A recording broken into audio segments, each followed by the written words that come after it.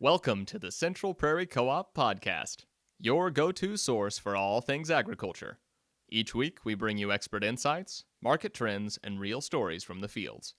Whether you're a seasoned producer or joining us for the first time, there's something here for you. So grab a coffee and let's dive into the business of agriculture from the ground up. Hi, I'm Lilly. I'm the Agronomy Intern this summer, and I'm here with Ginna Holzman, one of our sales agronomists. So what is new in the agronomy world?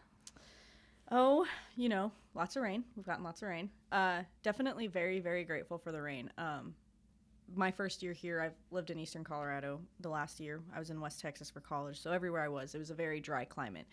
I know everyone has said here that we've been very dry the last few years. And I joked with him the other day that I didn't know I was moving to Wisconsin when I was coming back to Kansas. And they're like, no, this is not normal. This isn't how it's been. So we're very grateful for the rain. The rain is almost causing an issue in some areas. As far as wheat harvest goes, it's going to cause stem lodging. So guys are going to have to dig their headers into the ground, as well as it's affecting test weight.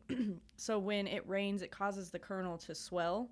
And once it decreases, the swelling decreases, that kernel's going to shrink back down, but it's not going to weigh. It affects the weight. I'm explaining it terribly, but basically it has a negative effect on the weight. So there's that. And as far as corn goes, with these rains, we also have been getting wind with the storms. So there's been quite a bit of green snap in our fields that we've seen. And that's just, there's really nothing you can do to come back from that. So there's been that negative effect. Milo, we've had lots of milo go in the ground before all this rain. And then after that rain, we had hot winds, strong winds. And that's going to cause your soil surface to crust. And when your soil surface crusts, your plant doesn't have the chance to push up through that soil crust. And there's just nothing going to come up. It's just going to curl up underneath it. So we've had lots of milo replants. Questions about that, guys getting seed for that. So it's just been one thing after another. And I know that at the time of this recording, there's rain forecasted for later in this week. So it'll be interesting to see how it goes. So. Yeah, there's been a lot of rain recently, and it's been interesting to see how busy and then how everything just kind of comes to a standstill for a little bit when the rain comes through. Mm-hmm. So, sorry, didn't mean to interrupt. Another thing to add, another thing to look out for with all this rain is we have a better environment for diseases. I know you and I were out looking for gray leaf spot, and we saw some starting to form.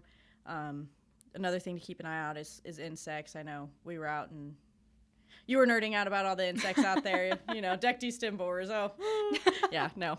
But yeah, that's just another thing to keep an eye out for, gray leaf spot. If you have any questions, you always can get in contact with one of your sales agronomists, and we would be more than happy to go out there and check it out if you have any questions on that. So.